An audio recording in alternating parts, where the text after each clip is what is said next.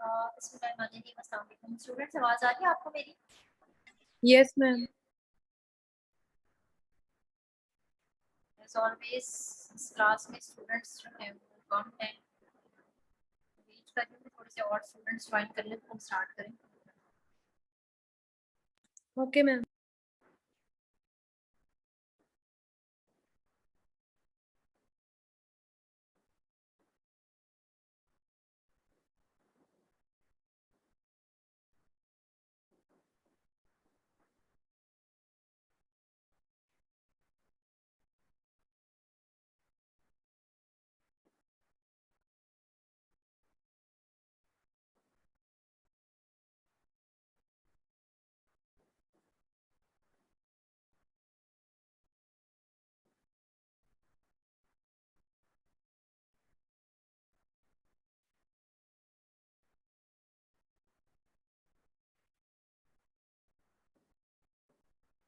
चलिए जी, स्टार्ट करते हैं बच्चों। आज का lecture, today's our 12th lecture. हमने बहुत ज़्यादा एक्सरे और सीटी स्कैन और स्लाइसेस जो है वो बहुत ज़्यादा जो है वो आपको मेरा ख्याल कि मिक्स हो रहा होगा सारा कुछ, ठीक है।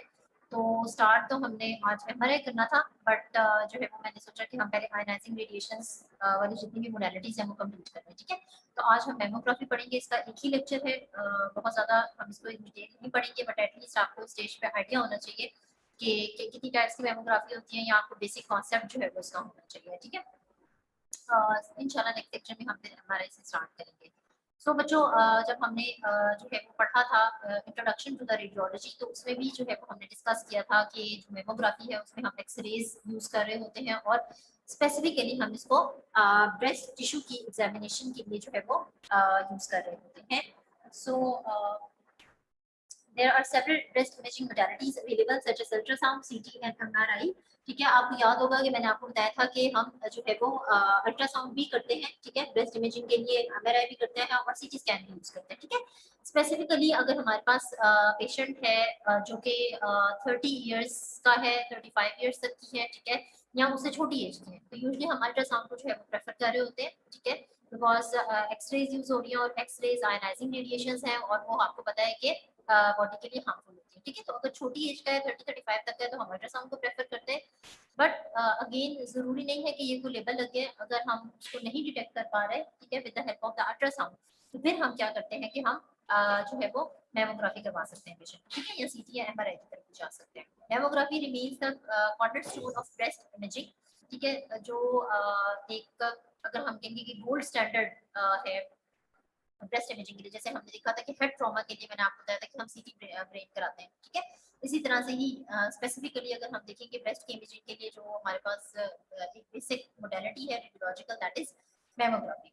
Only mammography, when correctly performed and interprets, offers the necessary reliability to diagnose the curable forms of the breast cancers, ठीक है। तो आपको बेशक बाकी सारे भी हमें डायग्नोस कर रहे होते हैं, बट डिफरेंट रिसर्चेज होती हैं और वो रिसर्चेज ही कहते हैं कि आपको मेमोग्राफी जो है वो ज़्यादा अच्छा जो है वो किसी भी ब्रेस्ट टिश्यू की पैथोलॉजी के बारे में, कोई भी कैंसर है, मैस है, या जो भी है उसके बारे में आपको एक अच्छे जो है वो इमेज प्रेफरेबली दे सकती है, ठीक है। बट अगेन अगर हमें मेमोग्राफी से चीज़ क्लियर नहीं हो रही, पॉइंट क्लियर नहीं हो रहा, तो हम डायग्नोस्टिक एक्यूरेसी के लिए सीटी या एमआरआई की तरफ भी जा सकते हैं। Ultrasound, MRI, CT are useful adjunct once a lesion has been detected by physical examination or by a radiographic mammography, ठीक है।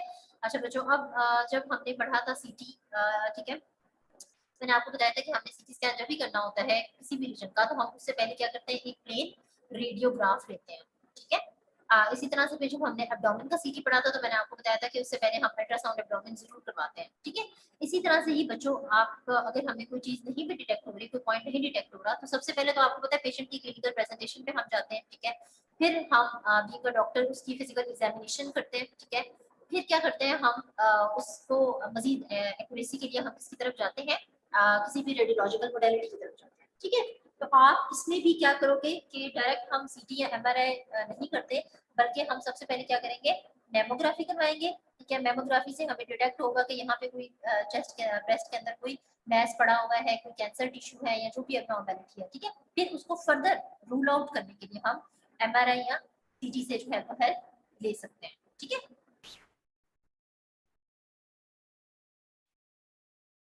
Okay, what is a mammography? It is a specialized medical imaging that uses a low dose X-ray system to see inside the breast. ठीक है, again इसमें जो है हम X-rays ही जो है वो use कर रहे हैं. ठीक है, a mammography exam called a mammogram aids in the early detection and diagnosis of breast diseases in women. ठीक है, जो आपके पास जैसे हम जब एक्सरे करते हैं तो मैंने आपको बताया था कि हमारे पास जो एक्सरे एक फिल्म आती है दैट इज रेडियोग्राफ. ठीक है, या जैसे हमने एंजियोग्राम पढ़ा था एंजियोग्राफी में. ठीक है, इसी तरह से ही जो हमारे पास इमेज आता है मेमोग्राफी के बाद that is basically known as the mammogram. ठीक है जी, और ये हमें हेल्प कर रहा होता है कि फीमेल की जो ब्रेस्ट है उसमें किसी भी किस्म की कोई डिजीज है तो उसे हम अर्ली डिटेक्शन कर लें. An X-ray radiograph is a non-invasive medical test that helps physician diagnose and treat medical conditions. अब मैंने आपको जो शुरू में बताया था कि हम जो है वो जब हमारे पास मेमोग्राफी नहीं थी, ठीक है, तो हम क्या करते थे कि जो है हम एक्सरे से भी हेल्प लेते थे. ठीक है, ब्रेस्ट का एक्सरे करवा के उससे भी हेल्प लेते होते थे, रेडियोग्राफ से भी हेल्प लेते थे ब्रेस्ट की किसी भी डिजीज को डायग्नोज करने के लिए. ठीक है, तो इसलिए जो है वो उस वक्त हमारे पास जो है वो कन्वेंशनल सिंपल रेडियोग्राफी थी तो उससे हम हेल्प ले रहे होते थे. ठीक है, बट फिर हमारे पास मेमोग्राफी आ गई और फिर हमने मेमोग्राफी की हेल्प से ब्रेस्ट डिजीजेस को जो है फीमेल में डायग्नोज करना शुरू कर दिया. Now there are 3 recent advances in mammography include digital mammography, computer aided detection, breast tomosynthesis और 3D mammography. ठीक है, अभी बच्चों हमारे पास 3 तरह की आप कह सकते हैं कि टेक्नोलॉजीज हैं मेमोग्राफी में. ठीक है, एडवांस टेक्नोलॉजीज हैं जो कि हम यूज करते हैं ब्रेस्ट टिश्यू की एग्जामिनेशन के लिए. ठीक है, इनकी हर एक टेक्नोलॉजी की एक अपनी स्पेसिफिकेशन है, वो हम वन बाय वन जो है वो पढ़ लेते हैं. So number 1 is digital mammography. It is also known as full field digital mammography FFDM, in which the X-ray film is replaced by electronic detectors that convert X-rays into mammographic picture of the breast. ठीक है, अब चूंकि ये digital mammography है तो ये आपको क्या करेगी, डिजिटल पेशेंट का जो है वो इमेज दिखाएगी. ठीक है, और मोर विजुअलाइज्ड आपको इमेज दिखाएगी. ठीक है, मोर क्लियर इमेज जो है, ये मोर क्लियर पिक्चर जो है वो आपको दिखाएगी. तो इसके लिए डिजिटल मेमोग्राफी के अंदर इलेक्ट्रॉनिक डिटेक्टर्स लगे होते हैं. ठीक है, जिस तरह से बाकी एक्सरे मशीन्स के अंदर सिंपल डिटेक्टर्स लगे होते हैं जो एक्सरेज को डिटेक्ट करते हैं, इसमें वो नहीं होते, इसमें स्पेसिफिक किस्म के इलेक्ट्रॉनिक डिटेक्टर्स होते हैं. ठीक है, तो वो जो इलेक्ट्रॉनिक डिटेक्टर्स होते हैं वो हेल्प करते हैं कि जब एक्सरेज आए और टिश्यू से पास करें तो वो उसका एक डिजिटल इमेज जो है वो आपको शो करें. Patients experience during a digital mammograph is similar to having a conventional film mammogram. ठीक है, अब वैसे जैसे मैंने आपको पहले बताया था कि पहले हमारे पास कन्वेंशनल मेमोग्राम था. ठीक है, जैसे पहले हम एक्सरे यूज करते थे, इसी तरह से डिजिटल मेमोग्राम से पहले हमारे पास कन्वेंशनल फिल्म मेमोग्राम था. ठीक है, और कन्वेंशनल से हमें ये था कि हमारे पास पिक्चर इतनी क्लियर नहीं आती थी और हम डायग्नोसिस अच्छा नहीं बना सकते थे. ठीक है, फिर कन्वेंशनल मेमोग्राम को ओवरलैप कर दिया किसने, डिजिटल मेमोग्राम ने, और हमारे पास उसमें जो है वो बेटर इमेज जो है वो हमारा स्टार्ट हो गया. ठीक है, नेक्स्ट आ जाता है बच्चों हमारे पास कंप्यूटर एडेड डिटेक्शन, जिसको हम CAD सिस्टम भी कहते हैं. Search digitized mammographic images for abnormal areas of density, mass और calcification that may indicate the presence of cancer. अब कंप्यूटर एडेड डिटेक्शन, ठीक है, उसका नाम ही शो कर रहा है, जैसे मैंने आपको बताया कि डिजिटल मेमोग्राफी शो कर रहा है कि उसने डिजिटल इमेज आपको दिखाना है. ठीक है, इसी तरह से जो कंप्यूटर एडेड डिटेक्शन है वो ये है कि जो मेमोग्राफी में जो स्पेसिफिकली एक कंप्यूटर लगा हुआ होता है जो कि डिटेक्ट करेगा. ठीक है, यानी कि कंप्यूटर एडेड डिटेक्शन है कि कंप्यूटर इटसेल्फ खुद से डिटेक्ट करेगा कि पेशेंट के कौन से टिश्यू है जहाँ पे कोई भी कैंसर है, कोई भी मैस है, कोई कैल्सिफिकेशन हुई हुई है या वहाँ पे डेंसिटी जो है वो एबनॉर्मल है. ठीक है, अब कैल्सिफिकेशन क्या होती है बच्चों, कैल्सिफिकेशन ये होती है कि आपके ब्रेस्ट में अगर हम ब्रेस्ट कैल्सिफिकेशन की बात करें तो ब्रेस्ट कैल्सिफिकेशन में कैल्शियम सॉल्ट्स जो है वो डिपॉजिट हो जाते हैं different areas of the breast में. ठीक है, तो ये भी एज के साथ साथ फीमेल से बहुत ज्यादा कॉमन है, तो ये भी जो है वो हम डिटेक्ट कर सकते हैं. The CAD system highlights these areas of the images, altering the radiologist to carefully assess these areas. ठीक है, अब बच्चों इम्पोर्टेंट बात है, इसको आप फिर से सुनने की, जो CAD सिस्टम है वो क्या करता है कि जो एरियाज हैं जो जहाँ पे एब्नॉर्मल मैस है, कोई एब्नॉर्मल डेंसिटी है, कोई एब्नॉर्मल कैल्सिफिकेशन है, CAD सिस्टम क्या करता है कि उस एरिया को हाईलाइट कर देगा. ठीक है, जब ये उस एरिया को हाईलाइट कर देता है तो ऑटोमेटिकली रेडियोलॉजिस्ट को या डॉक्टर को या फिजिशियन को पता चल जाता है कि इस एरिया के अंदर कोई भी एबनॉर्मेलिटी है, कोई मैस है या कोई कैल्सिफिकेशन है. ठीक है, तो अब हर जो टेक्नोलॉजी है इसकी एक स्पेसिफिकेशन है, तो आपने वो स्पेसिफिकेशन याद रखनी है. ठीक है, नंबर 1 में है डिजिटल मेमोग्राफी जिसको हम फुल फील्ड डिजिटल मेमोग्राफी भी कहते हैं, ठीक है। और इसमें मैंने आपको क्या बताया कि डिजिटल इमेज आएगा, ठीक है, with the help of the electronic detectors. Number 2 पे हमारे पास है कंप्यूटर एडेड। तो कंप्यूटर एडेड में क्या है कि ये हाईलाइट करता है उस एरिया को जिस एरिया में कोई भी जो है वो एबनॉर्मलिटी, मैस, कैल्सिफिकेशन, कैंसर या कोई इस तरह का इशू प्रेजेंट है, ठीक है। तो ये सेकंड हो गया बच्चों। थर्ड हमारे पास आ जाता है breast tomosynthesis which is also called as the 3D mammography. अच्छा बच्चों, अब आपको याद होगा जब हमने सीटी स्कैन पढ़ा था तो मैंने आपको बताया था कि टोमोग्राफी क्या होती है, ठीक है। मैंने आपको बताया था कि टोमोग्राफी का मतलब होता है कि हम किसी भी इमेज को स्लाइसेस के अंदर जो है वो स्टडी कर रहे हैं, ठीक है। तो इसी तरह से आपने याद रखना है कि ब्रेस्ट टोमोसिंथेसिस क्या है, जिसमें हम ब्रेस्ट टिश्यू को स्लाइसेस के अंदर पढ़ेंगे और वो स्लाइसेस की फॉर्म में नहीं पढ़ेंगे बल्कि वो स्लाइसेस जो है वो सिंथेसाइज और रिकंस्ट्रक्ट होकर हमें एक इमेज के अंदर जो है वो नजर आए, ठीक है। अच्छा, अब मैं आपको इसको थोड़ा फर्दर आगे एक्सप्लेन कर देती हूँ। Digital breast tomosynthesis is an advanced form of breast imaging where multiple image of the breast from different angles are captured and reconstructed or synthesized into a 3D dimensional image set, ठीक है। कि क्या होगा बेटा कि हमने slices ही लेने हैं, ठीक है, डिफरेंट एंगल से ब्रेस्ट टिश्यू को एग्जामिन करना है, ठीक है। स्लाइसेस के अंदर इमेज लिया, उसके बाद उस इमेज को रिकंस्ट्रक्ट करके ये सिंथेसाइज करना है, ठीक है। टोमोसिंथेसिस यानी कि स्लाइसेस को हमने सिंथेसाइज किया, हमने रिकंस्ट्रक्ट किया, ठीक है, इसको ब्रेस्ट टिश्यूज को, ठीक है। उसको हमने 3D इमेज के अंदर जो है वो हमारे पास मेमोग्राम के ऊपर वो इमेज आ गई, ठीक है।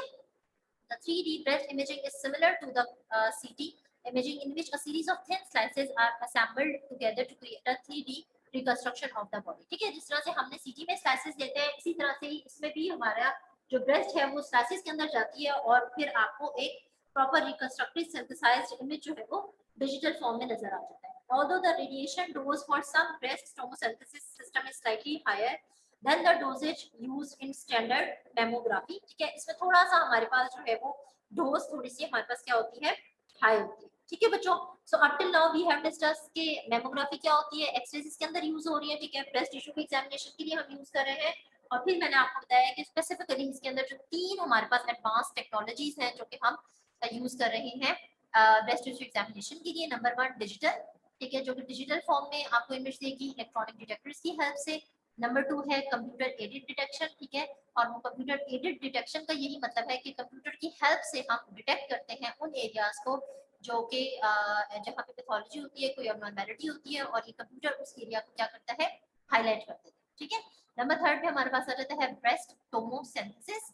तो ब्रेस्ट टोमोसिंथेसिस में मैंने आपको कहा कि जैसे हम सीटी स्कैन में स्लाइसेस में इमेज पढ़ते हैं इसी तरह से ब्रेस्ट टोमोसिंथेसिस क्या करता है कि स्लाइसेस के अंदर इमेज करता है, ठीक है। उस स्लाइसेस के अंदर इमेज करके आपको शो कर देता है और फिर रिकंस्ट्रक्ट करके सिंथेसाइज करके एक मेमोग्राफ के ऊपर आपको डिजिटल इमेज शो कर देता है, ठीक है। तो ये डिफरेंट हमारे पास टेक्नोलॉजीज जो है वो हम यूज कर रहे हैं। अच्छा बच्चों, अब ये जो है वो आप लोगों ने एनाटॉमी में इतना तो आई थिंक पढ़ा ही होगा कि हमारे पास डिफरेंट जो ब्रेस्ट टिश्यूज हैं वहाँ पे फैटी टिश्यूज भी होते हैं, फाइब्रस टिश्यूज भी होते हैं, डिफरेंट डक्ट्स भी होती हैं और डिफरेंट मेमोरी ग्लैंड्स भी होते हैं, ठीक है। अब जो है वो हमें डिफरेंट ये किस तरह से नजर आते हैं मेमोग्राम पे ये हम आगे जाके देखते हैं, ठीक है। This is basically a mammogram, ठीक है। ये हम आगे जाके देखते हैं कि हमें कौन सा टिश्यू जो है वो किस तरह से नजर आता है। अच्छा चलिए मैं आपको से थोड़ा सा यहाँ पर भी बता देती हूँ। देखिए जो हमारे पास यूजली इसमें 2 तरह के टिश्यू होते हैं, एक होता है फाइब्रस सॉरी डेंस टिश्यू और एक है नॉन डेंस टिश्यू, ठीक है। जो फैट है वो है हमारे पास नॉन डेंस टिश्यू, ठीक है। तो जो नॉन डेंस टिश्यू है वो आपको कैसे नजर आएगा, डार्क नजर आएगा, ठीक है। जैसे कि देखिए यहाँ पे ये फैट थी तो ये जो फैटी एरिया है ये आपको कैसा नजर आ रहा है, डार्क नजर आ रहा है, ठीक है। और जो है वो हमारे पास डेंस टिश्यू है जिसमें हमारे पास ये आ जाते हैं, फाइब्रस टिश्यू आ जाता है जिसमें हमारे पास डक्ट्स आ जाती हैं, ग्लैंड्स आ जाते हैं, ठीक है। ये सारे आपको इस तरह के नजर आएंगे या आपको व्हाइट कलर के नजर आएंगे, ठीक है। तो अब बच्चों एक्चुअली द थिंग इज के आपको पता है कि डिफरेंट फीमेल्स हैं और उनका बॉडी मास डिफरेंट है, ठीक है। डिफरेंट उनका वेट है, डिफरेंट उनकी बॉडी में फैट की डेपोजिशन है। तो जरूरी नहीं है कि हर फीमेल में ही उनके ब्रेस्ट में जो है वो फैट की डेपोजिशन जो है वो हुई हो, ठीक है। अब ये जो उन्होंने दिखाया ये किसी हेल्दी फीमेल की ब्रेस्ट है जिसमें काफी ज्यादा आपको नजर आ रहा है कि फैट की डेपोजिशन हुई है, ठीक है। अगर ये फैटी डेपोजिशन कम होगी तो ऑटोमेटिकली ये जो ब्लैकिश एरिया है वो आपके पास कम हो जाएगा। सो हम आप सिर्फ इस लेवल पे इतना ही याद रखें कि आपको जो डेंस टिश्यू है और जो नॉन डेंस टिश्यू है, ठीक है। जो नॉन डेंस टिश्यू है जैसे कि फैट है वो ब्लैक नजर आएगा, और जो डेंस टिश्यू है जैसे कि फाइब्रस टिश्यू, कोई और कनेक्टिव टिश्यू, ग्लैंड्स है, डक्ट्स है, वो आपको किस तरह की नजर आएंगी, व्हाइट कलर की नजर आएंगी। ठीक है, अच्छा समझ आ रही है, क्लियर हो रहा है, कोई प्रॉब्लम तो नहीं आ रही? No, ma'am. Voice voice present है क्लास में? Yes, ma'am. Yes, ma'am. अच्छा बच्चों, नेक्स्ट टाइप्स ऑफ मेमोग्राफी। ठीक है, हमारे पास डिफरेंट इसकी टाइप्स हैं, दो हैं, स्क्रीनिंग है और डायग्नोस्टिक मेमोग्राफी। ठीक है, स्क्रीनिंग फॉर स्क्रीनिंग पर्पस के लिए हम यूज कर रहे होते हैं। ठीक है, यानी कि mammography plays a central part in early detection of breast cancers because it can show changes in the breast years before a patient or physician can feel them। ठीक है, यानी कि पेशेंट आपके पास आया, ठीक है, और पेशेंट को सिर्फ एक कोई लंप अपने या कोई मैस जो है वो ब्रेस्ट में फील हो रहा है। ठीक है, और फिजिशियन ने उसको डिटेक्ट किया तो उसको वो कोई ऐसा प्रॉपर कोई मैच नहीं लग रहा। ठीक है, और पेशेंट कहते हैं कि जी मुझे लगता है कि ये कोई अबनॉर्मेलिटी है, लेकिन उसको कोई साइन सिम्टम्स जो है वो वहाँ पे नहीं आ रहा। ठीक है, तो क्या होता है कि फिर हम स्क्रीनिंग पर्पस के लिए मेमोग्राफी को जो है वो यूज कर रहे होते हैं। ठीक है, तो that is basically screening mammography, और वो हम जैसी मेमोग्राफी करते हैं वो हमें सारे टिश्यू का इमेज दिखा के तो शो कर देती है कि यहाँ पे कोई कैंसर टिश्यू या कोई एबनॉर्मल टिश्यू की ग्रोथ होने वाली है। ठीक है, और फिर डेफिनेटली अगर जब पेशेंट की प्रॉपर ग्रोथ हो जाएगी तो फिर उसके बाद उसको साइन सिम्टम आएंगे। ठीक है, तो ये स्क्रीनिंग बेसिकली हम अर्ली डिटेक्शन के लिए जो है वो यूज कर रहे होते हैं। नेक्स्ट बच्चों आ जाता है हमारे पास डायग्नोस्टिक मेमोग्राफी। अगेन उसका नाम ही शो कर रहा है कि ये हमें डायग्नोसिस बनाने में हेल्प करेगी। ठीक है, diagnostic mammography is used to evaluate patient with abnormal clinical findings such as breast lump, nipple discharge that have been found by the woman or doctor. Diagnostic mammography may also be done after an abnormal screening mammograph in order to evaluate the area of concern on the screening exam. ठीक है बच्चों, सो अब diagnostic mammography में क्या है कि patient आपके पास आया है, वो आपके पास सिम्टम्स के साथ आ रहा है प्रॉपर। ठीक है, वो कहेगा कि जी मुझे ब्रेस्ट में लंबी बनी हुई है, मुझे वहाँ पे पेन भी फील होती है, वहाँ से कोई डिस्चार्ज भी आ रहा है, वहाँ रेडनेस भी है, इन्फ्लेमेशन भी है। ठीक है, फिजिशियन उसको एग्जाम करता है तो उसको भी लगता है कि भाई यहाँ पे जो है वो क्या है, कोई अबनॉर्मेलिटी जो है वो ब्रेस्ट में ग्रो कर रही है। ठीक है, उस डायग्नोसिस को मजीद एक्यूरेट बनाने के लिए, डायग्नोस्टिक एक्यूरेसी के लिए हम क्या करते हैं, डायग्नोस्टिक मेमोग्राफी को जो है वो यूज करते हैं। ठीक है, इसके अलावा जैसे अगर आपने स्क्रीनिंग मेमोग्राफी की है, स्क्रीन किया है और स्क्रीन से आपको प्रॉपर्ली नहीं डिटेक्ट हुआ तो फिर हम मजीद डायग्नोस्टिक मेमोग्राफी की तरफ जाएंगे। ठीक है, तो ये दो इसकी मेजर हमारे पास जो है वो टाइप्स है। Next come the indications. ठीक है, आपको क्यों जो है वो पेशेंट को मेमोग्राफी करानी पड़ती है। Screening of asymptomatic women. ठीक है जी, जैसे मैंने भी आपको पीछे बताया है कि पेशेंट एसिम्प्टोमेटिक है, कोई सिम्टम उसके अंदर नहीं है। ठीक है, तो आप जो है वो क्या करेंगे, मेमोग्राफी कराएंगे। ठीक है, या कोई उसको लंप फील हो रहा है या कुछ हो रहा है लेकिन सिम्टम्स कोई भी नहीं आ रहे तो हमें, लेकिन पेशेंट कहेगा कि जी पहले मेरा साइज लंप का छोटा था, अब क्या हो रहा है कि टाइम के साथ साथ मुझे लगता है कि लंप बढ़ता जा रहा है। ठीक है, तो क्या हो रहा कि फिर हम उसको सिम्टम्स नहीं आ रहे हैं बट लंप पेशेंट को फील हो रहा है और with the passage of time उसकी ग्रोथ भी हो रही है, तो हम उसको मेमोग्राफी से डिटेक्ट करेंगे। Screening of high risk women. ठीक है, वो फीमेल जो कि हाई रिस्क पे हैं, जो कि इस तरह के एरिया में काम करती हैं जहाँ पे रेडिएशंस हैं और उनको चांसेस हैं उस रेडिएशंस की वजह से ब्रेस्ट कैंसर हो जाने के। ठीक है, तो इन फीमेल्स को भी फिर हम स्क्रीनिंग के लिए मेमोग्राफी यूज करते हैं। Follow up of patients after mastectomy of the same and opposite breast, same breast with implant। ठीक है जी, आपको पता है मेस्टेक्टमी बच्चों क्या होती है, जिसमें हम ब्रेस्ट टिश्यू को रिमूव कर रहे होते हैं। ठीक है, कोई भी रीजन हो सकता है, कोई मैस है, कोई कैंसर था, कोई एब्नॉर्मल टिश्यू था, कोई लंप था। इसमें हमारे पास डिफरेंट टाइप्स होती है मेस्टेक्टमी की। ठीक है, रेडियल मेस्टेक्टमी होती है और मॉडिफाइड रेडियल मेस्टेक्टमी होती है, डिफरेंट टाइप्स होती है। एनीवेज हम उसमें नहीं जाएंगे। उन डिफरेंट टाइप्स में होता है कि कुछ में हम सिंपल निपल को रिमूव कर रहे होते हैं क्योंकि अगर निपल का एरिया इन्वॉल्व होता है, कुछ में आप एरियोलर टिश्यूज रिमूव कर रहे होते हैं क्योंकि वो वाला एरिया इन्वॉल्व होता है, कुछ में हम डक्ट्स रिमूव कर रहे होते हैं। तो आपको ये सब कुछ बताने का मकसद ये है कि बीइंग अ फिजियोथेरेपिस्ट आप मेस्टेक्टमी के पेशेंट्स को जो है वो डील करते हैं। ठीक है, जैसे ही पेशेंट की कोई ब्रेस्ट की सर्जरी होती है, मेस्टेक्टमी होती है, तो उसके बाद आप जो है वो पोस्ट ऑपरेटिवली उन पेशेंट को आफ्टर 3 to 4 आवर्स सर्जरी के बाद आप आईसीयू में जाकर उस पेशेंट को क्या करते हैं, मोबाइल करते हैं। ठीक है, क्योंकि जिस साइड की पेशेंट की मेस्टेक्टमी हुई होती है उस साइड का पेशेंट फ्रोजन शोल्डर, टेंडिनाइटिस और इस टाइप के पेशेंट को कॉम्प्लिकेशंस आने की चांसेस होते हैं। ठीक है, तो हमने क्या करना होता है कि पेशेंट को मोबिलिटी जो है उसको रिगेन करना होता है, उसको गाइडलाइंस देनी होती है। तो इसलिए आपको इम्पोर्टेंट है ये सारा मेमोग्राफी के बारे में जो मैं आपको थोड़ा सा इंट्रोडक्शन दे रही हूँ, ये आपको जो है वो इम्पोर्टेंट है। Then investigation of benign breast disease with eczematous skin, nipple discharge, skin thickening. ठीक है, कोई भी पेशेंट है और उसमें उसको कोई भी जो है सिम्टम्स आ रहे हैं, ठीक है, निपल से उसको किसी किस्म का डिस्चार्ज आ रहा है, येलो आ रहा है, ग्रीन आ रहा है, ये जो भी डिस्चार्ज आ रहा है, ठीक है, स्किन में उसको लग रहा है कि निपल या जो ब्रेस्ट टिश्यूज है उसकी स्किन जो है उसमें कोई एलर्जी हो रही है या कोई भी एबनॉर्मल चेंज आ रहा है, ठीक है, वहाँ पर थिकनिंग हो रही है, तो इन सब के लिए हम मैमोग्राफी करवाएंगे। इन्वेस्टिगेशन ऑफ ब्रेस्ट लम्प, ठीक है, कोई लम्प है ब्रेस्ट में पड़ा हुआ है, एबनॉर्मल टिश्यू ग्रो कर रहा है, उसके लिए आप कराओगे। Investigation of occult primary and secondary, ठीक है, occult primary is basically a cancer which is unidentifiable, ठीक है, आप कोई ऐसा कैंसरस टिश्यू है ब्रेस्ट में जिसको हम आइडेंटिफाई नहीं कर पा रहे, ठीक है, बट पेशेंट को सिम्टम्स जो है वो आपको स्वेयर आ रहे हैं, तो आप क्या कराओगे, मैमोग्राफी कराओगे। मेल ब्रेस्ट इवैल्यूएशन, इसके अलावा बच्चों मेल्स में भी अगर कोई कॉम्प्लिकेशन है ब्रेस्ट की या उनमें जो है वो ब्रेस्ट पे कहीं भी कोई भी अगेन उनको भी कोई लग इस तरह की कॉम्प्लिकेशन फील हो रही है, तो उसकी भी इवैल्यूएशन हम करते हैं थ्रू द मैमोग्राफी, ठीक है। These are some of the important indications. आपसे वाइवा में इंडिकेशंस जो है बड़ा इंपॉर्टेंट क्वेश्चन है, पूछा जा सकता है।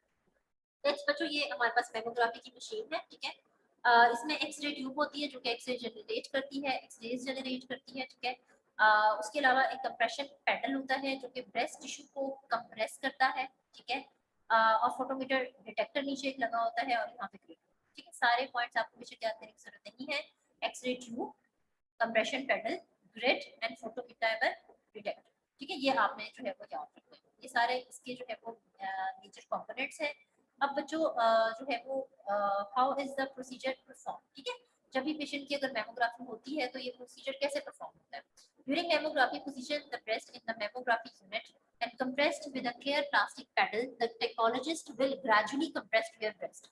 अब ये जो कंप्रेशन है ये मैं आपको दिखा देती हूँ, इसका क्या मतलब है, ठीक है, ये इस तरह का ये जो भी हमने पीछे मशीन का यूनिट दिखा था, ठीक है, ये वाला यूनिट है। अब इस यूनिट के अंदर क्या हुआ कि पेशेंट के ब्रेस्ट को जो है वो हमने प्लेस किया, ठीक है, नीचे डिटेक्टर लगा हुआ है, ठीक है, अब ये ऊपर जो है वो क्या है हमारे पास कंप्रेशन प्लेट है, ठीक है, प्लास्टिक की ये प्लेट होती है। अब ये क्या करेगी, ये कंप्रेस करेगी ब्रेस्ट को, ठीक है, ये कंप्रेस करेगी, ऊपर से एक्सरेज आएंगी, एक्सरेज एब्जॉर्प्शन होगी और ऑटोमेटिकली डिटेक्टर के ऊपर इमेज जो है वो बन जाएगी। अब ये आपको बताने का मकसद है कि ये कंप्रेशन हम क्यों कर रहे हैं, ठीक है ना, क्योंकि बाकी हमने जब रेडियोलॉजिकल मोडेलिटीज देखी थी तो हमने इस तरह से कंप्रेशन नहीं किया था कहीं, यहाँ पे हम टिश्यू को कंप्रेस क्यों कर रहे हैं, इसके कुछ रीजंस हैं। Number 1 is even out the breast thickness so that all the tissues can be visualised, ठीक है, ब्रेस्ट की थिकनेस को हम इक्वल करने के लिए इस तरह करते हैं, ठीक है, ताकि क्या हो कि सारे टिश्यूज हमें इजीली विजुअलाइज हो जाए। नंबर 2 इसका क्या रीजन है, spread out the tissue so that the small abnormalities are less likely to be hidden by overlying breast tissue, ठीक है। दूसरा ये रीजन है कि अगर कोई स्मॉल एब्नॉर्मलिटीज है, ठीक है, तो वो क्या करे, कंप्रेस करने से स्प्रेड आउट हो जाए टिश्यू के अंदर, ठीक है, जब वो स्प्रेड आउट हो जाएंगी तो ऑटोमेटिकली मैमोग्राफ के ऊपर आपको क्लियर नजर आ जाएगा। थर्ड क्या है बच्चों, hold the breast still in order to minimise blurring of the image caused by the motion, ठीक है, तो जब इस तरह से ब्रेस्ट को कंप्रेस करेंगे तो वो क्या होगा, ब्रेस्ट को हम होल्ड कर लेंगे और मूवमेंट से इमेज जो है वो ब्लर नहीं होगा और हमारे पास कोई आर्टिफैक्ट जो है वो डेवलप नहीं होगा। Reduce X-ray scatter to increase sharpness of the picture, ठीक है, उसके अलावा जब हम इस तरह से कंप्रेस करेंगे तो रेज ऊपर से आ रही है तो वो रेज स्कैटर नहीं होंगी, यूनिफॉर्मली इसके अंदर की जो है वो एब्जॉर्ब हो जाएगी, ठीक है बच्चों, तो ये एक सिंपल प्रोसीजर है जिसके थ्रू आप मैमोग्राफी करते हैं, ठीक है, ब्रेस्ट टिश्यू को प्लेस किया डिटेक्टर में, वहां से प्लास्टिक का जो कंप्रेशन पैडल था उसने इसको क्या किया, कंप्रेस किया, ठीक है, और फिर इमेज हमारे पास आ गया, और these are the reasons for the compression. और ये वाइवा के पॉइंट ऑफ व्यू से बच्चों जरा इंपॉर्टेंट है कि हम ये कंप्रेशन क्यों करते हैं, तो आपको आइडिया होना चाहिए, ठीक है। इस तरह से देखिए ब्रेस्ट को हमने कंप्रेस किया और ऊपर से एक्सरेज आई, यहाँ से पास हुई, फिर डिटेक्टर नीचे लगा हुआ था उसने डिटेक्ट किया और आपको एक मेमोग्राम के ऊपर इमेज जो है वो दिखा दिया, ठीक है। अच्छा नेक्स्ट बच्चों, the important thing is mammography views, ठीक है, जैसे कि हमने एक्सरेज में डिफरेंट व्यूज पढ़े थे, इस तरह से भी मेमोग्राफी को करने के लिए हमारे पास डिफरेंट जो है वो व्यूज होते हैं, ठीक है। बेसिकली दो व्यूज हम यूज करते हैं, क्रेनियोपोडल व्यू और मीडियोलैटरल ओब्लिक व्यू, ठीक है। अच्छा बच्चों, अब जो है वो क्रेनियोपोडल क्या है, ठीक है, जिसमें क्रेनियोपोडल यानी कि सुपीरियर से इंफीरियर में जो है वो हमारे पास क्या होगा, रेज जो है वो पास कर रही होगी पेशेंट के टिश्यू से, ठीक है, राइट क्रेनियोपोडल और लेफ्ट क्रेनियोपोडल, ठीक है। सेकेंड हमारे पास है मीडियोलैटरल ओब्लिक, तो मीडियोलैटरल ओब्लिक का क्या मतलब है कि ओब्लिक पोजीशन है और मीडियल से लैटरली जो है वो रेज पास कर रही है, ओके। तो right media lateral oblique and left media lateral oblique. Okay बच्चों, तो ये जो है वो आपको इमेजेस इस तरह से शो करके पूछा जा सकता है कि ये कौन सा व्यू है, ये कौन सा व्यू है या ये कौन सा व्यू। ठीक है, तो आपको एटलीस्ट आइडेंटिफाई करना आना चाहिए कि ये मैमोग्राफी का कौन सा व्यू है। वाइवा और स्पॉटिंग के पॉइंट ऑफ व्यू से दोनों बहुत इंपॉर्टेंट है। ओके बच्चों, this is old film technology and digital technology. ठीक है, अभी मैंने आपको शुरू में बताया था कि हमारे पास कन्वेंशनल मेमोग्राफी थी या हम जो है वो कन्वेंशनल फिल्म टेक्नोलॉजी के थ्रू जो है वो ब्रेस्ट की इमेजिंग करते थे। ठीक है, तो उसमें हमारे पास इस तरह से क्लियर इमेज जो है वो नहीं आता था, और जो डिजिटल टेक्नोलॉजी है वो हमें प्रॉपर एक विजुअलाइज इमेज जो है वो दिखा देती है। ठीक है, ये भी इतनी वैसे क्लियर इमेज तो नहीं है, बट एनीवेज जो हमारे पास कन्वेंशनल थी, जो ओल्ड टेक्नोलॉजी थी, वो हमें टिश्यूज और डक्ट्स सब इतना क्लियर नहीं शो करती थी। जो कि डिजिटल है वो हमें मोर टिश्यूज को जो है वो प्रॉपर वे से शो करती है।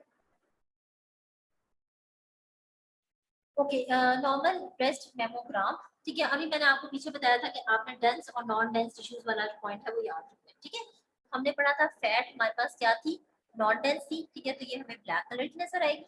उसके अलावा बच्चों हमने पढ़ा था कि जो ब्लैडर टिश्यूज हैं, जो डक्ट्स हैं, ठीक है, बिकॉज दे आर डेंसर, सो ये हमें किस तरह की नजर आएंगे, व्हाइट कलर की नजर आएंगे मेमोग्राम के ऊपर। ठीक है, और ये मसल है चूंकि, तो ये आपको डार्क ग्लेसिस की अपीयरेंस जो है वो नजर आएगी। ठीक है, तो ये आपने बस इतना ही याद रखना है, इससे ज्यादा बेशक आप जो है वो ना याद रखें, बिकॉज फिर आप थोड़ा कंफ्यूज हो जाएंगे। इस लेवल पे आप इतना ही याद रखें। ठीक है, आपसे इसी लेवल पे और इतना ही जो है वो पूछा जाएगा। ठीक है, तो डेंस और नॉन डेंस टिश्यूज का आप फॉर्मूला याद रख लें, और उसी तरह से आप फिर इसको मेमोग्राम को लेबल कर सकते हैं। नेक्स्ट, सिस्ट है, कैंसर है, कैल्सिफिकेशन है। अच्छा बच्चों, अब ये तो नॉर्मल हमारे पास मेमोग्राम हो गए। ठीक है, डक्ट नजर आ रही है, ग्लैंड नजर आ रहे हैं। ठीक है, थोड़ा थोड़ा सा फैट है, इस पेशेंट में ज्यादा फैट नहीं है। ठीक है, इसके अलावा जो इम्पोर्टेंट ये मेजर मसल्स आते हैं। ठीक है, अब जो है वो आपको इस तरह से ये शो करके पूछा जा सकता है कि ये क्या है। ठीक है, अब आप देखें कोई आपको लोकलाइज्ड फ्लेक्शन कहीं पे नजर आ रही है, that is basically a cyst. ठीक है, वो आपको कहीं पे जो है वो मेटास्टाइज करती हुई नजर आ रही है। देखिए यहाँ पे देखिए लोकलाइज है, और ये यहाँ पे मेटास्टाइज कर रही है, ये इसकी ब्रांचेस दिख रही है, तो that is basically any cancerous और मैलिग्नेंट टिश्यू। ठीक है, और उसके अलावा कैल्सिफिकेशंस जो मैंने आपको शुरू में बताया था कि कैल्शियम सॉल्ट्स जो है वो इस तरह से डिपॉजिट हो जाते हैं। ठीक है, कोई भी रीजन हो सकता है, कोई ट्रॉमा की वजह से, किसी इन्फ्लेमेशन की वजह से, नॉर्मल एजिंग के साथ भी इस तरह हो जाता है। ठीक है, तो आपको इस तरह से जो है वो वाइट वाइट स्पॉट्स जो है वो ब्रेस्ट टिश्यू में नजर आएंगे। ठीक है बच्चों, तो ये आपने एटलीस्ट इन जो 3-4 इमेजेस मैंने दिखाए हैं, इनको आपको डिटेक्ट करना आना चाहिए। अच्छा, अब जैसे बच्चों मैथ्स अगर कोई है नॉर्मल, उसके डिफरेंट मार्जिन्स होते हैं। ठीक है, जैसे हमने पढ़ा था जो है वो एक्सरेज में फ्रैक्चर्स पढ़े थे, और फ्रैक्चर में मैंने आपको बताया था कि जब फ्रैक्चर को आपने आइडेंटिफाई करना है तो हम लाइन ऑफ फ्रैक्चर लाइन से जो है उसको आइडेंटिफाई कर रहे होते हैं। ठीक है ना, कि ट्रांसवर्स लाइन है तो ट्रांसवर्स फ्रैक्चर्स है, ओब्लीक लाइन है तो ओब्लीक फ्रैक्चर है। इसी तरह से ही बच्चों, जब आपने अगर कोई भी आपको मैस नजर आ रहा है, ठीक है, एबनॉर्मल मैस नजर आ रहा है आपको ब्रेस्ट के अंदर, ठीक है, तो उसके हम क्या करते हैं, मार्जिन्स देख लेते हैं कि वो मार्जिन्स किस तरह के हैं। ठीक है, उन मार्जिन्स की बेस पे हम कहते हैं कि इस तरह का मैस है, ये इस तरह का मैस है। जैसे कि आपको अगर क्लियर कट इस तरह से सर्कमसिजन नजर आ रहा है, दैट इज सर्कमस्क्राइब। ठीक है, जैसे क्लियर बाउंड्रीज है, अगर बाउंड्रीज एक साइड से डिस्टर्ब है, दैट इज ऑब्स्क्यूर्ड। माइक्रोलोब्यूलेटेड, ठीक है जी, छोटी छोटी सी माइक्रोलोब्यूल्स बनी हुई है, दैट इज माइक्रोलोब्यूलेटेड। इस तरह का आपको नजर आएगा। अगर आप उसको आइडेंटिफाई नहीं कर पा रहे हैं, ठीक है, कोई लोब्यूल्स नहीं नजर आ रही, कोई बाउंड्री नजर नहीं आ रही, इल डिफाइंड है, तो दैट इज इल डिफाइंड। और अगर उसकी टेंटिकल्स टाइप से आपको नजर आ रही है, तो दैट इज स्पेक्यूलेटेड। अब अगेन बच्चों, ये आपसे इस लेवल पे मैं आपको मेमोग्राम पे तो ये मैं नहीं पूछूंगी, बट आपको वाइवा में एटलीस्ट आना चाहिए कि अगर कोई भी ब्रेस्ट का एब्नॉर्मल मैस है, उसके कौन कौन से मार्जिन्स जो है वो हो सकते हैं। ठीक है, अब एक और अभी स्टूडेंट ने लास्ट सेक्शन में क्वेश्चन किया था कि मैम हमारे पास चूंकि कैंसर भी मेटास्टाइज करता हुआ नजर आ रहा है। ठीक है, और यहाँ पे मैस जो है हमें, और नॉर्मल मैस जो है वो भी हमें ऐसे लग रहा है कि शायद वो मेटास्टाइज कर रहा है। ठीक है, तो अगर हमें डिटेक्शन ना हो रही हो कि ये कैंसरस टिश्यू है या ये कोई सिंपल एब्नॉर्मल मैस है, ठीक है, तो हम क्या करते हैं, फिर हम मेमोग्राफी में नहीं पता चल रहा तो हम टिश्यू बायोप्सी या जिसको निडल बायोप्सी कहते हैं उसकी तरफ जाते हैं। ठीक है, हमने जब फर्स्ट लेक्चर पढ़ा था इंटरवेंशनल रेडियोलॉजी, मैंने आपको बताया था, तो मैंने आपको बताया था कि जो इंटरवेंशनल रेडियोलॉजी में हम क्या करते हैं, नीडल बायोप्सी भी मैंने आपको उसमें बताई थी। ठीक है, एंजियोग्राफी पढ़ा था हमने, डिफरेंट पढ़ी थी, उससे मैंने आपको बताया था कि ब्रेस्ट टिश्यू के लिए नीडल बायोप्सी करते हैं और उस बायोप्सी से हम जो टिश्यू है, जो मैस है, उसको कलेक्ट करते हैं और फिर उसको अंडर माइक्रोस्कोप जो है वो एग्जामिन करके देखते हैं कि ये टिश्यू आइदर बिनाइन है या फिर कैंसर। ठीक है, तो आपको एटलीस्ट ये आइडेंटिफिकेशन जो है वो आनी चाहिए, बट ये जो है वो आपको सिंपल वाइवा के पॉइंट ऑफ व्यू से आनी चाहिए। ठीक है, ये स्पॉटिंग के व्यू से आनी चाहिए और ये वाइवा के पॉइंट ऑफ व्यू से आनी चाहिए। Okay then breast calcification. अब ये ब्रेस्ट कैल्सिफिकेशन बहुत कॉमन है, चूंकि फीमेल जो एजेड फीमेल होती है, एजिंग के साथ साथ कॉमन होती है। इसकी डिफरेंट हमारे पास पैटर्न्स होते हैं। एक है डिफ्यूज पैटर्न, जिसमें आपको नजर आ रहा है कि पूरा डिफ्यूज हुई हुई है कैल्शियम सॉल्ट्स। ठीक है, रीजनल, जिसमें हमारे पास क्या है कि एक स्पेसिफाइड रीजन में आपको कलेक्शन नजर आएगी। ठीक है, लीनियर में एक लाइन की फॉर्म में कलेक्शन होगी। क्लस्टर्ड में क्या होगा कि एक क्लस्टर बना हुआ आपको नजर आएगा। ठीक है, और सेगमेंटल में क्या होगा कि एक सेगमेंट इसने पूरा ब्रेस्ट का जो है वो कैल्शियम सॉल्ट्स ने कवर किया। ठीक है बच्चों, तो ये आपसे जरूर पूछा जा सकता है मेमोग्राफी के पॉइंट ऑफ व्यू से या स्पॉटिंग के पॉइंट ऑफ व्यू से। ठीक है, जैसे कि ये एक हमारे पास इस वक्त नजर आ रहा है मेमोग्राम, और उसके ऊपर ये कैल्शियम सॉल्ट्स जो है वो डिपॉजिट हुए हुए हैं। कौन सा बच्चा मुझे बताएगा? अच्छा जी, मोहम्मद हसन ताहिर, अनम्यूट करें बेटा। हसन ताहिर, जल्दी से अनम्यूट करें, शाबाश। वालेकुम सलाम। बेटा मुझे बताएं, ये अभी हमने पीछे कैल्सिफिकेशन की टाइप्स पढ़ी हैं, ठीक है, पैटर्न्स पढ़ी, ये कौन सी कैल्सिफिकेशन है?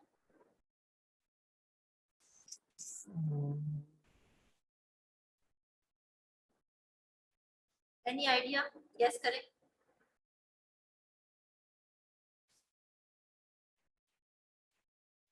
मैम सॉरी मैम, याद नहीं आ रहा।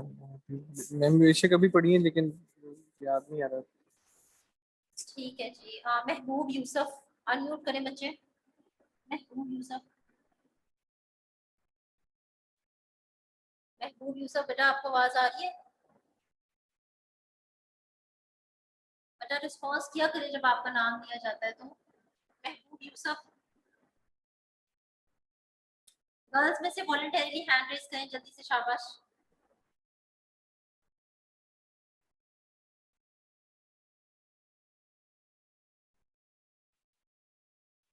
अच्छा जी, किसने हैंड रेज किया है? महमूद ने। जी महबूब, आपने अगर हैंड रेज किया तो बेटा बताएं ना, फिर ये क्या है, किस टाइप की कैल्सिफिकेशन है?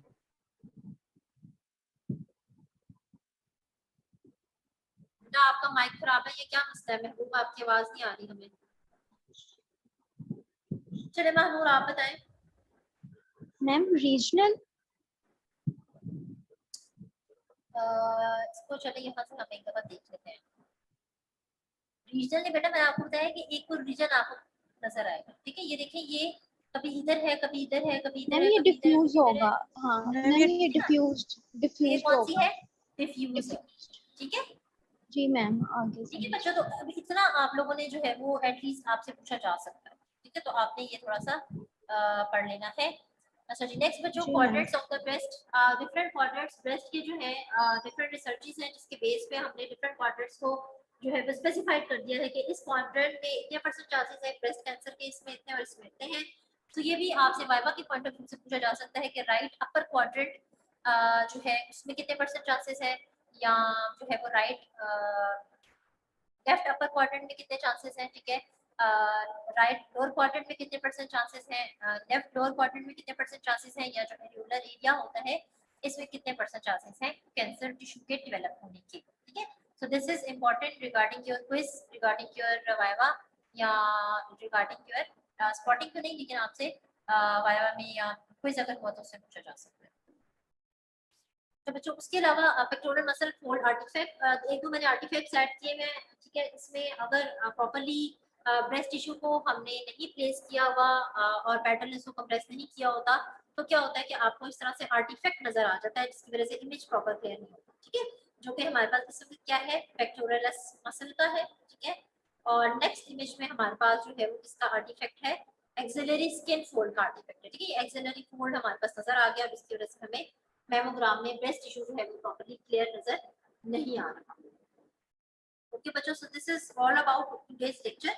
ठीक है, जिसमें हमने पढ़ा कि मेमोग्राफी क्या होती है, ठीक है, मेमोग्राम क्या होता है, और उसके अलावा एक्सरेज यूज हो रही होती है। हमारे पास कौन सी 3 टेक्नोलॉजीज जो है वो हम यूज कर रहे हैं, डिजिटल है, कैट है, ब्रेस्ट टोमोसिंथेसिस है, ठीक है। फिर बच्चों मैंने आपको बताया है कि इसकी स्पेसिफिक इंडिकेशंस क्या है, ठीक है, what are the different types of mammography. और फिर जो है वो हमने पढ़ा के डिफरेंट अगर जो है वो कैल्सिफिकेशन है या कोई सिस्ट है तो आप या कोई मैस है उसके क्या मार्जिन होंगे, आप उसको कैसे डिटेक्ट करेंगे, ठीक है। फिर कैल्सिफिकेशन के डिफरेंट पैटर्न्स हमने पढ़े हैं, और दिस इज ऑल बच्चों। तो ये आपको एटलीस्ट जितना इस लेक्चर में है मेमोग्राफी से रिलेटेड इतना आपको आइडिया होना चाहिए, ठीक है। अब आप में से किसी बच्चों का भी कोई क्वेश्चन है तो उससे पूछिए। अस्सलाम वालेकुम मैम।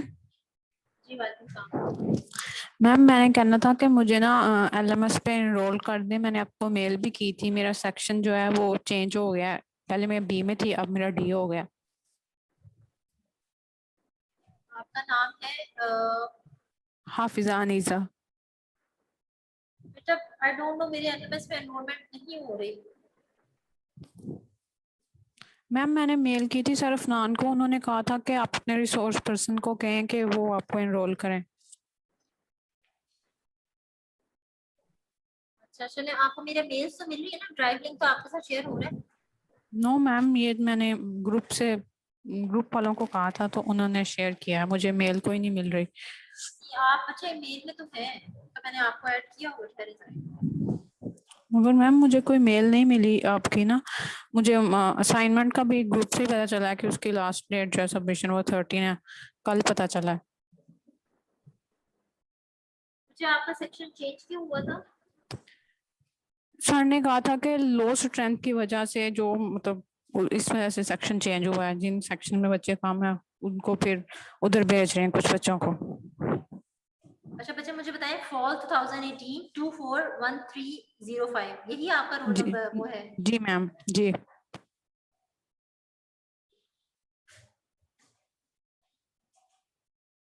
चलिए बेटा, आपको मैंने ऐड कर दिया है ग्रुप में, तो ठीक है, आपको साथ अब शेयर हो जाएगा। जीमेल के ग्रुप में आपको ऐड कर दिया है। एलएमएस पे एनरोलमेंट मैंने बहुत दफ़ा ट्राई की है, लेकिन जो है वो एनरोलमेंट का कोई इशू है, आई डोंट नो वो इशू है क्या। इन्होंने फैकल्टी को जो है ना वो अलाउ तो किया हुआ है, बट एनरोल हो नहीं रहा। Okay ma'am. आप मुझे सिर्फ बेटा वन डे दें, ठीक है। इंशाल्लाह नेक्स्ट क्लास से पहले ना मैं मेल करती हूँ फिर ईआरपी टीम को, और उनके थ्रू आपको जो है ना वो करवाती हूँ, ठीक है। अनीसा है ओके ना आपका? अनीसा। जी जी। कोई और स्टूडेंट भी है इस तरह का जिनकी एनरोलमेंट का इशू है?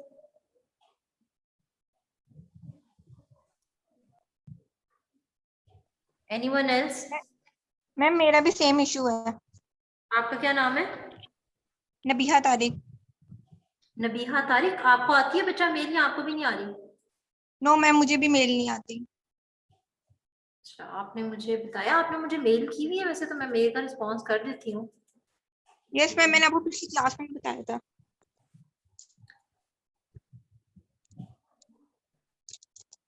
देखिए मैं ना ट्राई करती हूँ बेटा आपके एनरोल करने के लिए, मैं आपको अभी ये स्क्रीन शेयर करके दिखाती हूँ, बट एनरोलमेंट में कोई मसला आता है जिसकी वजह से एनरोलमेंट होती नहीं है। वो क्या है इशू ये मुझे नहीं पता।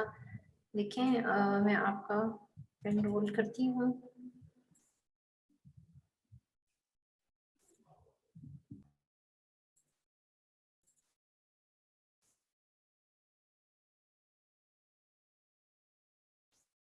देखें 0 एनरोल, आप नहीं एनरोल हो रहे।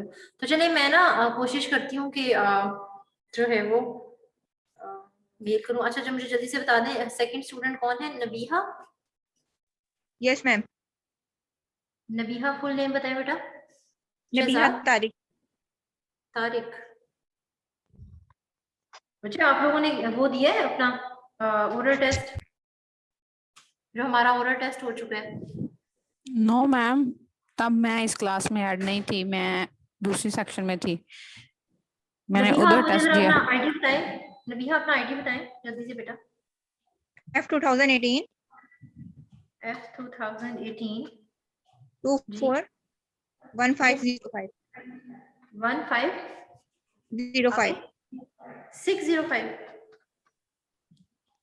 505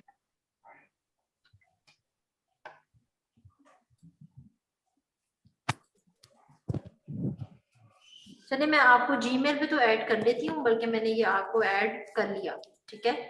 बट एनरोलमेंट का फिर मैं ना ERP वालों को करती हूँ। नबीहा तारिक है और हाफिजा अनीजा फातिमा।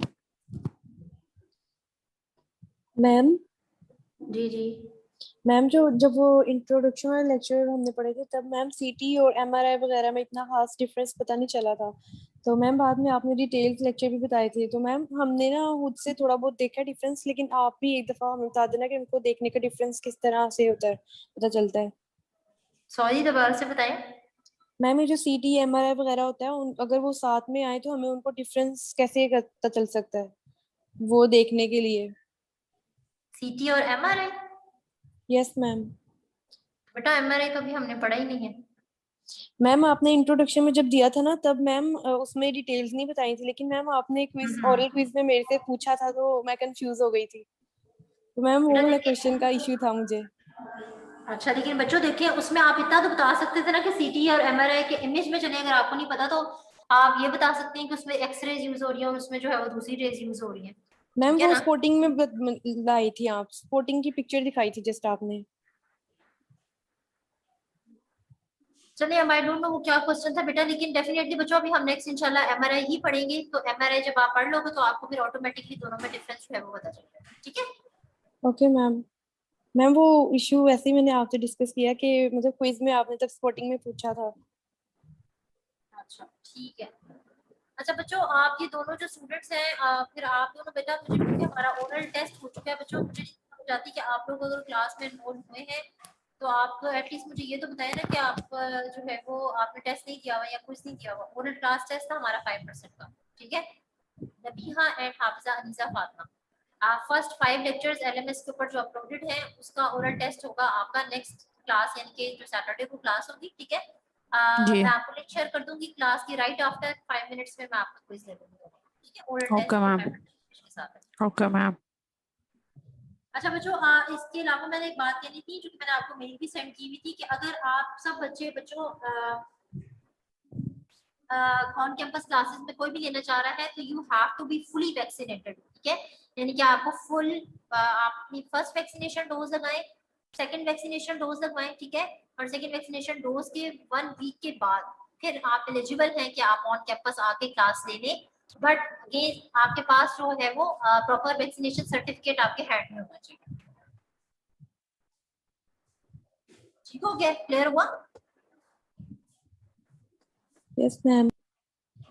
आप सब बच्चों ने बेटा फर्स्ट डोज लगवाएं, सेकंड डोज लगवाएं। सेकंड डोज के 1 वीक के बाद जब आप फुली वैक्सीनेटेड हो जाते हैं, आपकी एंटीबॉडीज प्रॉपर्ली बूस्ट अप होना शुरू हो जाती है, डेवलप होना शुरू हो जाती है, ठीक है। तो आप फिर नादरा के ऑफिस से या जहां से भी आपने एक वैक्सीनेशन करवाई है वहां पे प्रॉपर अपना वैक्सीनेशन सर्टिफिकेट लें, ठीक है। और वो ऑथेंटिक होना चाहिए बिकॉज उसकी ऑथेंटिसिटी फिर चेक की जाएगी, ठीक है। तो फिर आप एलिजिबल होते हैं कि आप ऑन कैंपस आके क्लासेस करें। तो ये बच्चे अभी आप लोग फिर देख लें, क्योंकि अभी तो चले आपके पास टाइम है, ऑप्शन है। आप सारे बच्चे वैक्सीनेशन अपनी कंप्लीट करें, ठीक है। और फिर उसके 1 वीक के बाद वैक्सीनेशन कंप्लीट होने के 1 वीक के बाद आप एलिजिबल हो जाएंगे। लेकिन आपके जब आप आएंगे ऑन कैंपस क्लास में आने से पहले आपके पास अपना सर्टिफिकेट भी होना जरूरी है, ठीक है।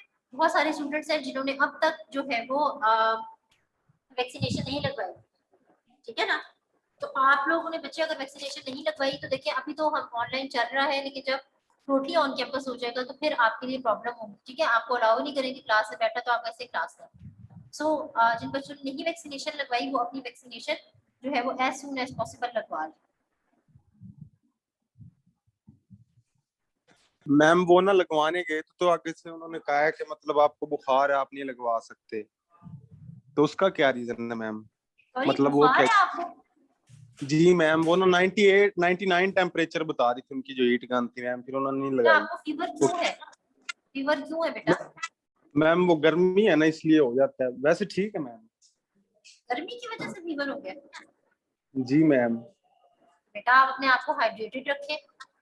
फीवर इटसेल्फ अगर आपको व्हाटएवर द रीजन इज, ठीक है ना। देखिए गर्मी की वजह से फीवर होना इज, ये गर्मी की वजह से फीवर नहीं होता, ठीक है।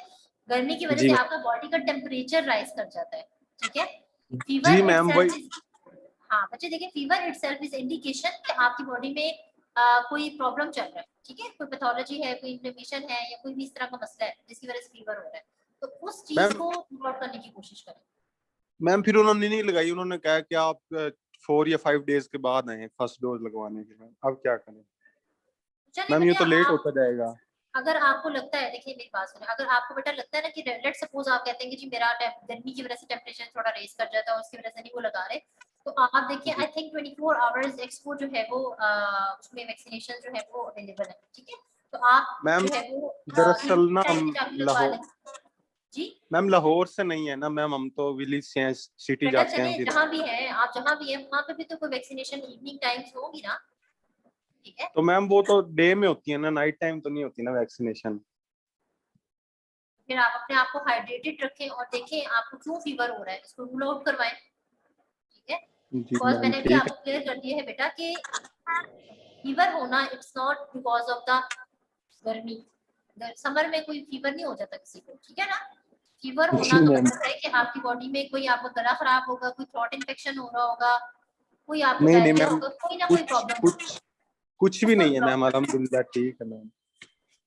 नहीं बेटा, कुछ तो होगा जो आपको फीवर हो रहा है ना, या आप किसी ठीक है मैम, फिजिशियन के पास जाएं और उसे रूल आउट करवाएं, ठीक है। ठीक है मैम, आ जाते हैं। कि अगर आप वैक्सीनेशन नहीं लगाओगे तो I will never let you in the class, ठीक है। ये बेटा मेरा तो ऑर्डर मैम नहीं है, और टू बी वेरी ऑनेस्ट ये आप सबके लिए ही है बेटा, ये आप लोगों की हेल्थ के लिए। आप लोग देखिए मैम कितने तो अरसे से घर हैं, तो आप लोगों ने ये चीज नोट की होगी कि कोविड ने पूरी दुनिया को इस वक्त जो है वो कितना कितना ज्यादा इफेक्ट किया है, ठीक है, including your country, including your city. जी हर मैम, एरिया में कोविड ने बहुत ज्यादा इफेक्ट किया, और जो थर्ड वेव थी बच्चों उसने तो बहुत ज्यादा इफेक्ट किया, बहुत ज्यादा पेशेंट्स को सिम्टम्स के साथ जो है वो कोविड ने इफेक्ट किया। पहले ये होता था कि जी पेशेंट को कोविड डिटेक्ट होगा, कोई सिम्टम नहीं हुए और 14 डेज की क्वारंटाइन के बाद पेशेंट फारिग हो गया, ठीक है। लेकिन अब क्या हुआ था कि हर पेशेंट को सिम्टम था, मेरी अपनी फैमिली में बहुत ज्यादा क्लोज रिलेटिव्स में पेशेंट जो है वो कोविड से इफेक्ट हुए, ठीक है। तो बेटा देखिए इसको आप थोड़ा सीरियस लें, ठीक है, और अपनी मैम वैक्सीनेशन कंप्लीट करें एज सून एज पॉसिबल। एक चीज मैम और पूछनी थी मैम। मैम जैनब अगर अभी शाहिद हम लिखा हुआ है। जी जी बताएं। मैम अभी अगर हम फर्स्ट डोज लगाते हैं तो हमें 28 डेज के बाद सेकंड डोज लगेगी, तो मैम मिड तो हमारे 14 से कह रहे हैं, मतलब शुरू हो रहे हैं, तो फिर हम मिड किस तरह दे सकेंगे ऑन कैंपस? काफी बच्चों ने नहीं लगवाई है मैम। जस्ट एक मिनट बेटा, आप मुझे सिर्फ जैनब शाहिद बेटा अपना मुझे आईडी बताएं। सॉरी बेटा मैं आपको इंटरप्ट कर रही हूँ। जैनब शाहिद, जिनको मेल नहीं आती है अपना आईडी बताएं मुझे।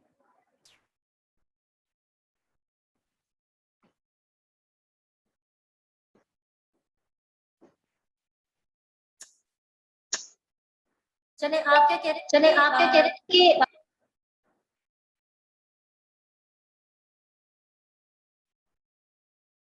बेटा आईडी बता दें जैनब शाहिद, मुझे मेल का ये चैट बॉक्स में बता दें, मैं आपको ऐड कर देती हूँ ग्रुप में, ठीक है। एलएमएस पे भी एनरोलमेंट आपकी कर दूंगी।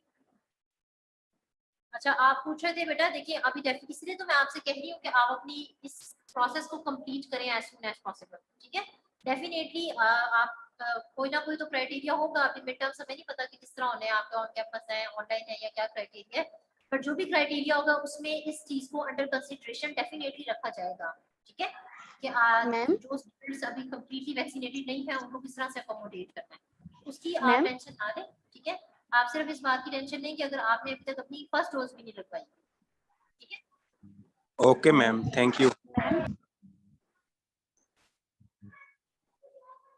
अच्छा ये जैनब शाहिद, आप तो बेटा मेरे पास एनरोल्ड है ऑलरेडी सेक्शन डी में, आपको तो मेल्स नहीं आ रही।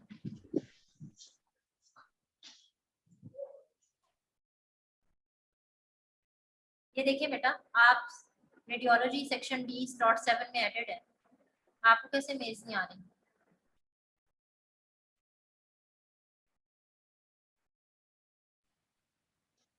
हाँ जी, एनीवन एल्स? हाँ जी, एनीवन एल्स बच्चों? मैम कोई प्रॉब्लम, कोई मसला?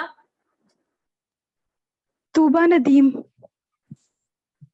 तुबा नदीम भी आई थिंक मेरे पास ऐड है। तुबा आप ऐड नहीं है, आपको मैं ऐड कर लेती हूँ, ठीक है, सेक्शन डी में। आप ठीक है। बच्चों ने भी क्विज दे दिया हुआ है? आप लोग क्यों न्यू ऐड हुए उस सेक्शन में?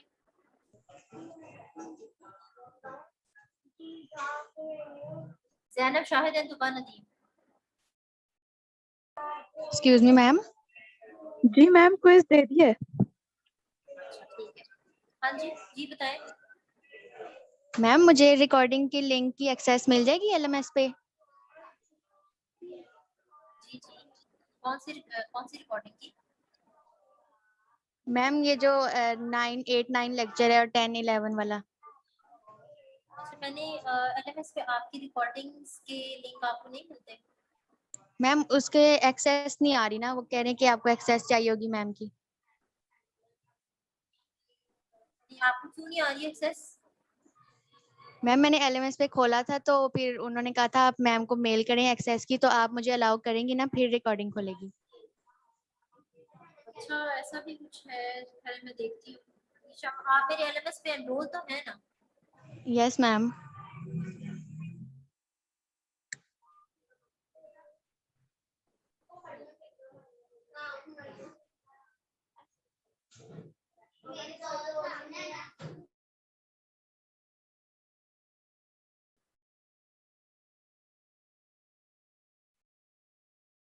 आपको क्या असेस नहीं हो रहा? मैम रिकॉर्डिंग के links. Recording links I think मैंने ड्राइव के साथ शेयर किए हैं। मैं आपकी एलएमएस पे जो लेक्चर्स ही अपलोड हुए हैं सिर्फ, आई थिंक सो ऐसा ही है बच्चों। बाकी क्लास बताया था रिकॉर्डिंग्स बेटा ड्राइव लिंक के थ्रू मैंने शेयर की हुई है। आप ड्राइव लिंक पे हो? Yes ma'am. वहां से रिकॉर्डिंग ले लेना बेटा। ओके मैम, मैं फिर देखती हूँ। जी वैसे मैम। मैं ट्राई करूंगी इंशाल्लाह इस वीकेंड पे इसको मैं अपडेट कर दूं कि आपके हर लेक्चर के साथ जो रिकॉर्डिंग है ना उसको मैं जो है वो ऐड कर दूंगी, ठीक है, ताकि आपको प्रॉब्लम। जी मैम, ओके, थैंक यू। हाँ जी, एनीवन एल्स? किसी और बच्चे का कोई क्वेश्चन है तो प्लीज बता दें। आपको वैक्सीनेशन का बच्चों क्लियर हो गया? अब सब बच्चों को जब तक कंप्लीटली वैक्सीनेटेड नहीं होते, फर्स्ट डोज, सेकंड डोज और सेकंड डोज के 1 वीक के बाद, ठीक है, आप एलिजिबल होंगे to be on the campus. इसलिए एज सुन एज पॉसिबल इस प्रोसेस को आप कंप्लीट कर लें, ठीक है जी, ताकि आपको जब रूटीन क्लासेस स्टार्ट हो जाए तो आपको फिर प्रॉब्लम ना हो, ठीक है ना। अभी तो चले ये सेमेस्टर आपका इस तरह अगर हो रहा है, लेकिन जो जुलाई, अगर आप अभी भी वैक्सीनेशन करवा लेते हैं तो जुलाई तक आप एलिजिबल हो जाएंगे कि आप ऑन कैंपस क्लास दें, ठीक है ना, मिड टर्म्स के बाद।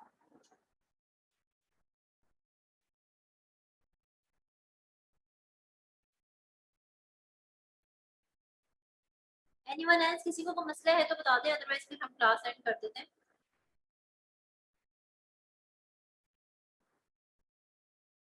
जो आप लोगों को अगर एलएमएस में कुछ भी नहीं, कोई जो है वो असेस नहीं हो रही होती, तो जो ड्राइव लिंक है उसमें आपके लेक्चर्स भी अपलोड है, ठीक है, और उसमें आपके पास जो है वो रिकॉर्डिंग्स भी अपलोड है, ठीक है। तो आप थोड़ा सा प्लीज वहां से भी देख लिया करें, बिकॉज एलएमएस के ऊपर जो है वो 3 MB से आई थिंक बड़ा इमेज या कोई भी रिकॉर्डिंग हो या हो तो वो अपलोड इजीली नहीं हो रहा होता वहाँ पे, ठीक है, तो फिर बड़ा प्रॉब्लम आ रहा होता है। इसलिए ड्राइव लिंक के ऊपर भी मैंने आपका सब कुछ जो है वो किया हुआ है, तो वहां से देख लो।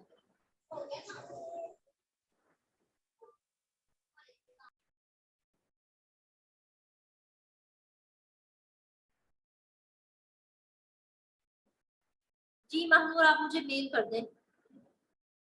Okay ma'am. अच्छा बच्चों, एक लास्ट थिंग जो मैंने आप सबसे कहनी थी कि अगर आप क्लास जो है वो 5-10 मिनट के लिए, 15 मिनट के लिए अटेंड करते हैं तो आपकी अटेंडेंस काउंट नहीं होती, ठीक है। आप जब हम मैं जूम से आपका जो है वो डाटा ले रही होती हूँ कि किस स्टूडेंट ने क्लास अटेंड की है, तो अगर आपने 30 मिनट की मिनिमम क्लास अटेंड की है तो आपकी अटेंडेंस लगती है, ठीक है। वो शो कर देता है कि इस स्टूडेंट ने 10 मिनट के लिए ज्वाइन किया था, इसने 15 के लिए, इसने इतने मिनट के लिए, तो 10, 15, 20 मिनट्स वाली बच्चे की अटेंडेंस नहीं लगती, ठीक है।